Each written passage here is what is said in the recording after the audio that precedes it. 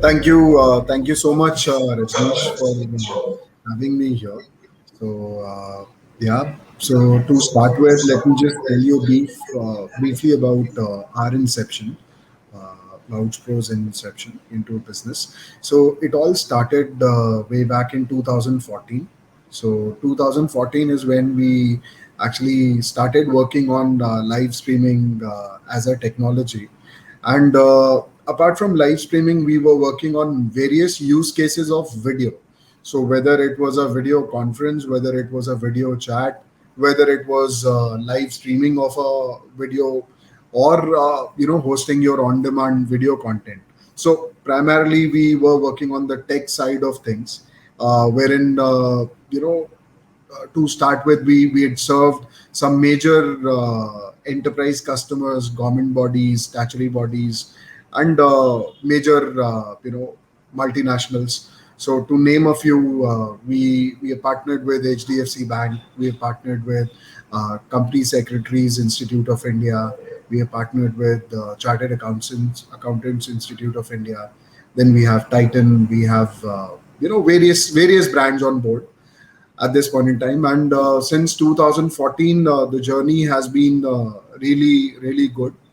However, back in April 2020, things changed a bit because while we were going through the first wave of pandemic, and rather, the country was in kind of the initial phase of unlocking. That is when the brands or most of these event managers or agencies, they all were coming up with thoughts that how do they actually give that experience of physical events to the virtual audience.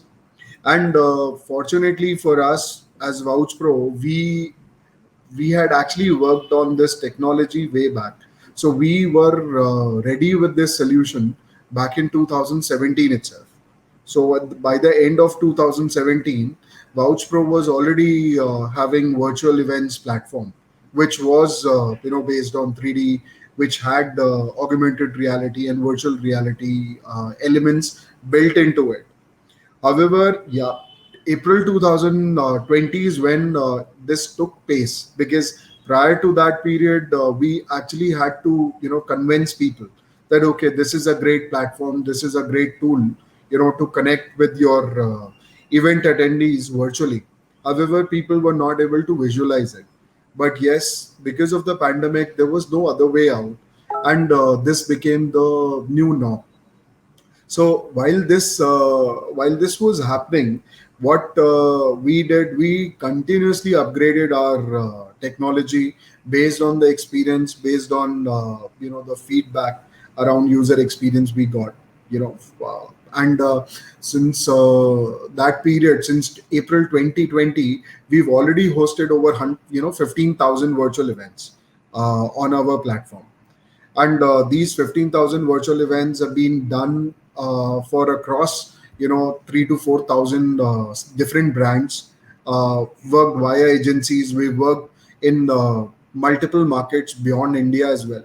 So India, we are doing complete coverage from up north to down south, or from west to east. Every corner of the country, we've conducted the events virtually. And the same time, we've covered a few events for North American market, APAC, and Middle East and Europe as well. So this has been the journey of Vouch Pro. And what we've done is, we've in the last few years, or specifically I would say last 1.5 years, we've really enhanced our capabilities in terms of those 3D designs, those augmented reality based experiences, or virtual reality based platforms, or event venues. So that is where we've actually created an edge, and I can proudly say that we are amongst the top few global players who can actually give that kind of immersive experience to event attendees. Some of these, if you look, some of the collaboration tools, the WebEx and the likes, also offer a virtual event kind of facility. So obviously, your solution is an augmented 3D reality and that immersive experience. So how would you be differentiating from a WebEx kind of event platform? And there are multiple other. I think Avaya also has some uh, event software. So how do you differentiate that? One is that, and the second is if you can explain a bit of the operational model and operational and pricing model, how it works. That would be so. These are the two areas we're looking at. Okay, sure. So, it's a great question. That while these big brands were already there with their solution, what was the need of a new virtual events platform? So, basically, all these platforms, all the ones which you have named, most of these platforms are great. They've done immensely well. However, they are not meant for a very high kind of a targeted audience. That's one. You have a limited capability and capacity there. So maybe to about 1,000, 2,000, 5,000. But the moment you talk about 50,000, 1 lakh, 2 lakh, that kind of participation, then none of these platforms were available for that kind of capacity. And there is a basic reason for it, because the core technology that these solutions work on, it is more for a collaborative kind of a communication, wherein you have 10,000 features which are practically not needed in a virtual events kind of an environment. So obviously you had a lot of features which were basically creating a load onto the application. And when you're targeting that kind of an audience set, you need something which is extremely lightweight, and preferably wherein you don't have to download any component, to actually participate into the event. So that is where it became our USP, because our solution was absolutely browser free, and you do not have to download a single plugin as well, to operate. So that's one. Now the second most important thing is, every event is different. Every event has its own genre. So then in that case, you got to customize things basis that event. All these softwares, they had very limited customization possibilities. I mean, obviously there are certain things which you can tweak here and there. However, that's not an experience that you would want to give, a custom experience that you would want to give to your audience. So for that, a project needs to be done right from the scratch, wherein you first decide, okay, what kind of an event is it? Is it an R&R event, or is it a business conference? A business conference has to happen in a formal kind of a user interface, a formal kind of a setup. Let's say a hotel ballroom, or some expo, or some serious property. Wherein in the case of R&R, it's more of a celebration. You got to do that celebration in some sort of island resort. You got to do that celebration maybe in cruise. So the property itself, it is customized basis the event, which is not available with most of these platforms. Now the third important thing is the immersive content that needs to be created. I mean, obviously, all these softwares can create some decent amount of content, decent quality of content as well. However, when you're looking at a chroma insertion, I mean, you have your one speaker here in India and the other speaker somewhere in Europe, and you got to bring both of them onto a virtual stage standing next to each other. Obviously, these are the possibilities which were not there with most of these platforms. So that is where there was always a space for players like VouchPro, wherein we could actually fill that gap. You almost have done 3 to 4,000 events, and then your USPs you are talking, which is perfectly understandable. One, the scale and magnitude of those events, and the customization and the flexibility that is required.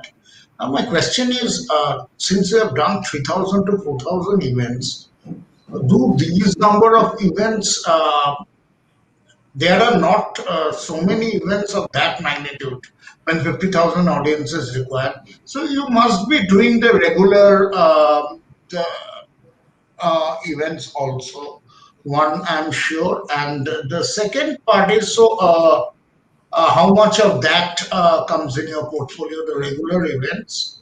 And the second part is, how do you ensure the integration with other applications in events? Other applications, let me give one example. Say in your 50,000 events, it can be the attendees have to do through some wallets or payment gateway, they have to make the payments or certain registration or something.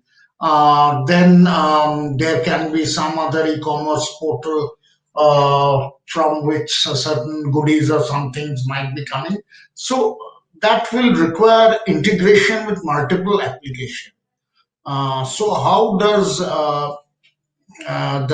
your event application sort of integrate with all these?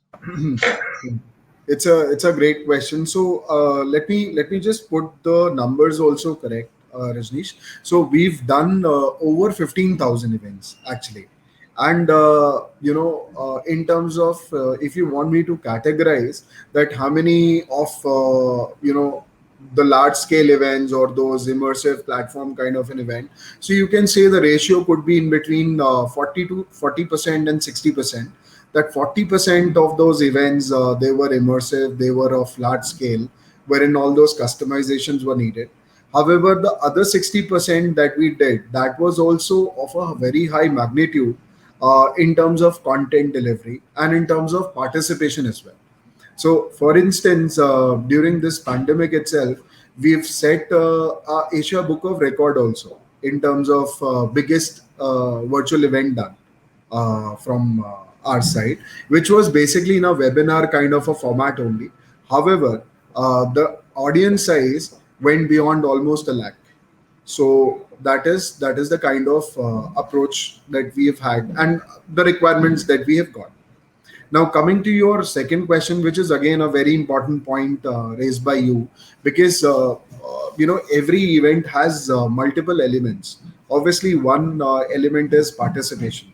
Certain events are free in nature, wherein people invite attendees to join, and the second ones are wherein you have to pay to actually go through the content or participate. So integration of multiple such applications, I mean, payment gateways are one part of it. Obviously, payment gateways are an integral part.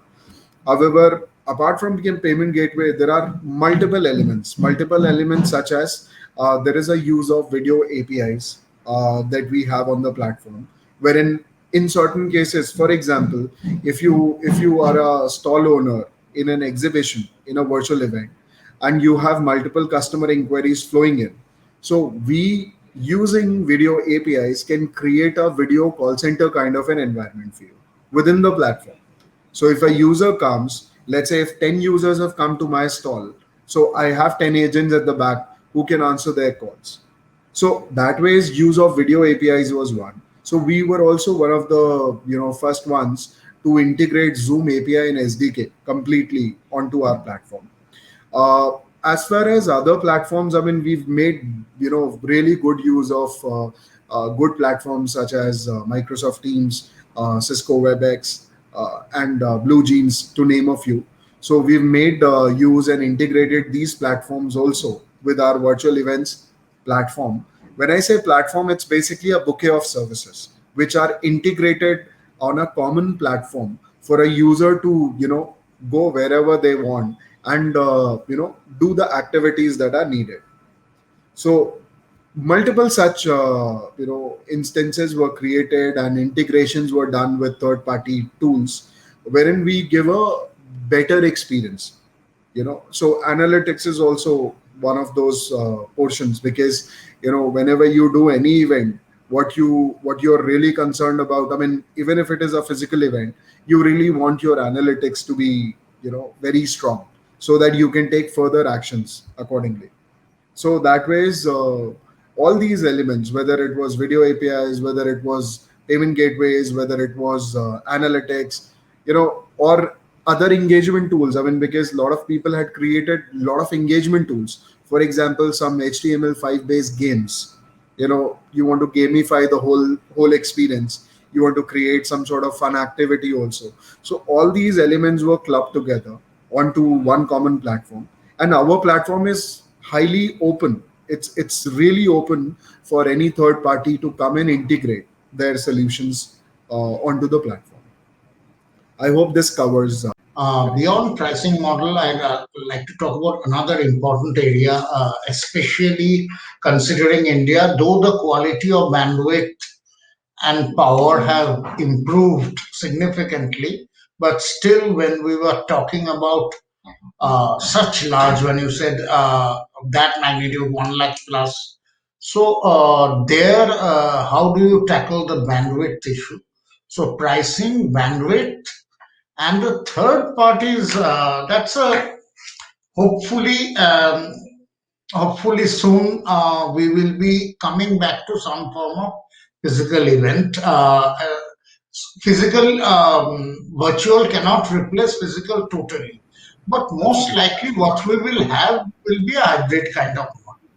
So how do your platform would support that hybrid kind of model now? In the, I'm sure before the pandemic it was doing, but now in this scenario, seamlessly and smoothly, how will it handle that virtual kind Yeah. of?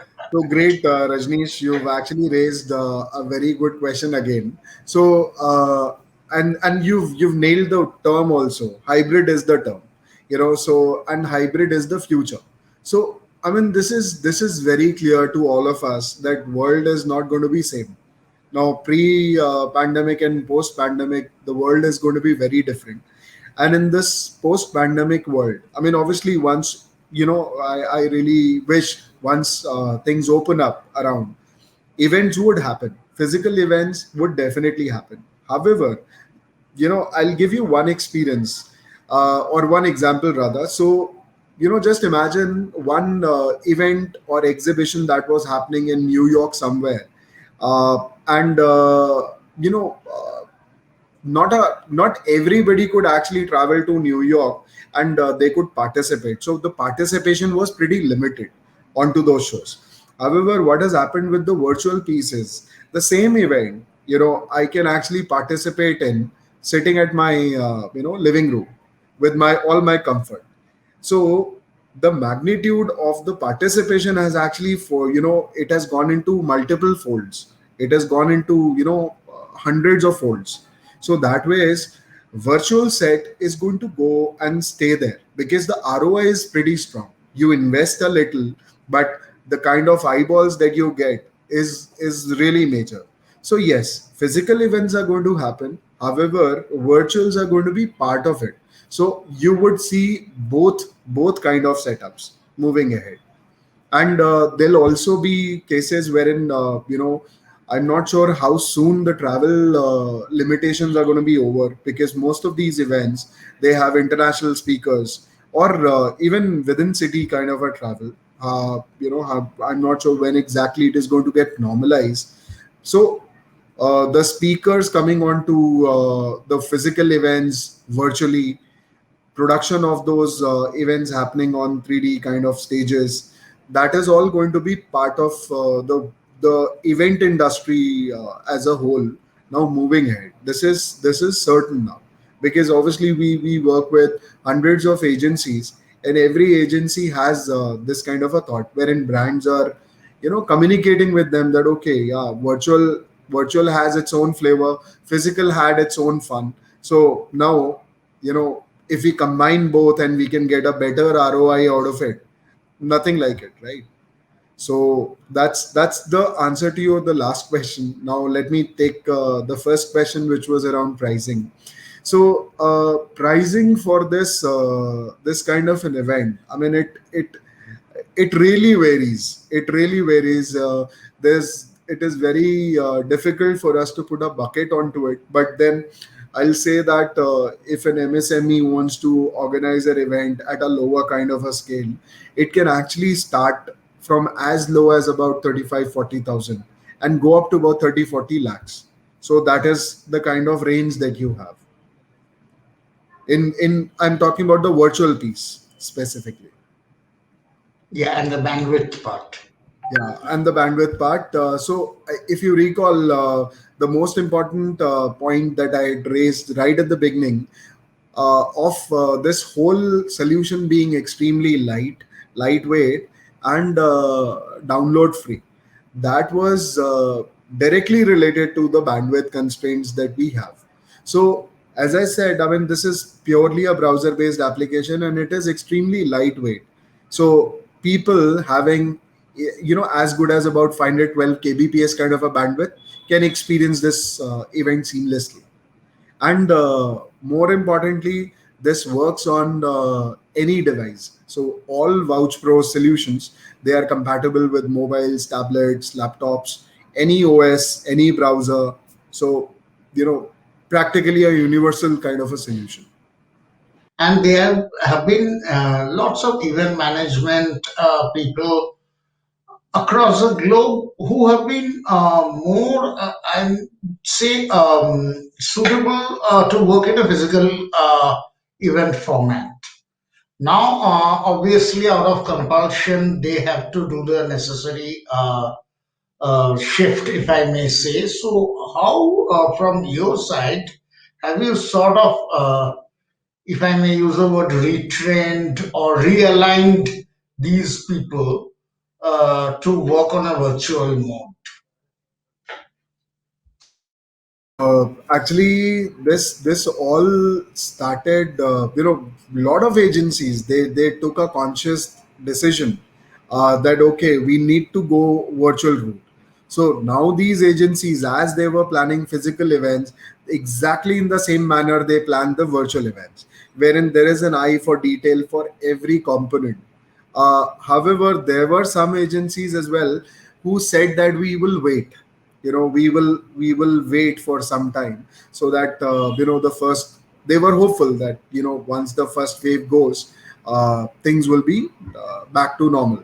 So those people definitely got behind in this race. So I would say there were agencies which were actually not very big in terms of on ground kind of event presence, but they've done really well in case of a virtual space, because they had actually prepared themselves, and they were kind of mentally prepared, to be more precise, because people had this mental block that virtual is not going to go long way. I mean, it is not something which is for a long term. This is just a bubble. So there were people of that opinion, and they kind of stayed in their cocoon, and they actually did not adapt. But then there were some smarter people who actually adapted to it. They actually tied up with tech partners like VouchPro. So we are tech partners for most of these agencies, wherein they ideate the whole solution and we deliver it on ground. So we are currently partnered with hundreds of such agencies across the country who are ideating solutions day after day, and we are actually converting their ideas into a digital reality. So this is how the solution is. From VouchPro's perspective, what's your business model? Your customers are the agencies or directly with the brands, or is it a combo of both? Yeah, it is basically a combination of both. So we very well understand how we need to balance out the both, so that we ensure that we never create a situation, embarrassing situation for our partners. So partners definitely are our priority. However, yes, we have multiple enterprise customers. We have over 200 plus direct customers, enterprise customers on board, and as I said, about over 100 plus agencies, via whom we have worked with thousands of brands so far. Within these brands, any specific verticals where you have witnessed more traction? Yeah, so I mean, I wouldn't say it's only limited to virtual. So even in the physical world, I believe the pharma always led the event space. Even if you check, go by the previous numbers before pandemic, pharma was the one who was doing maximum on ground events. So that is the situation even now. The pharma is the one which is doing actually most of these virtual events, followed by I would say BFSI, customers, wherein BFSI has a huge target base to target. So for them, the adaptation of this virtual world has really helped.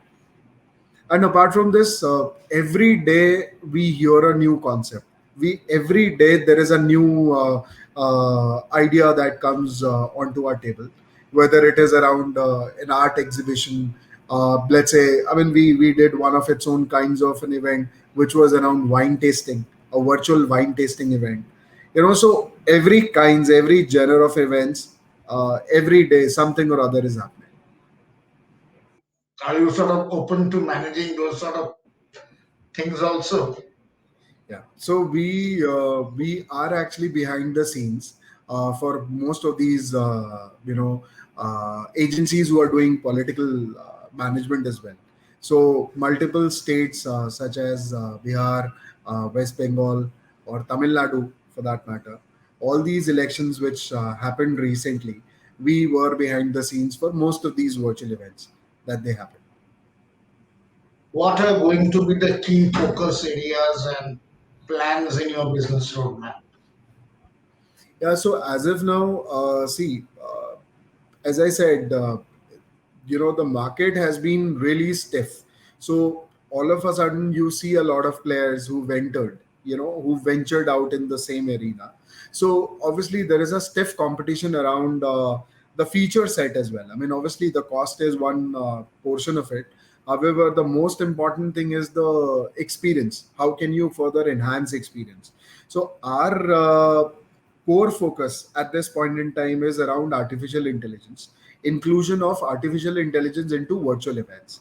I mean, if you ask me what experience I want to give my customers, maybe 2 quarters down the line, I would like to really tell them that how many people were smiling, while they were there in your event. What percentage of people were not happy? What percentage of people had different reaction? How many what was the age group of people who were actually attending your event? How did they look like? uh, all kinds of analytics. So basically, use of artificial intelligence in video, we can also do the emotion mapping of your face. We can do the emotion mapping. We can, I can even we can even find out, let's say, uh, there is a complete screen on your laptop. Were you more focused towards your left? Were you more focused towards the right? So which side of branding, what portion of branding people found more exciting? So everything is possible, and that's what we are working towards. So artificial intelligence is something that we are working on, and yeah, that's the next thing. That's the next big thing that's going to happen.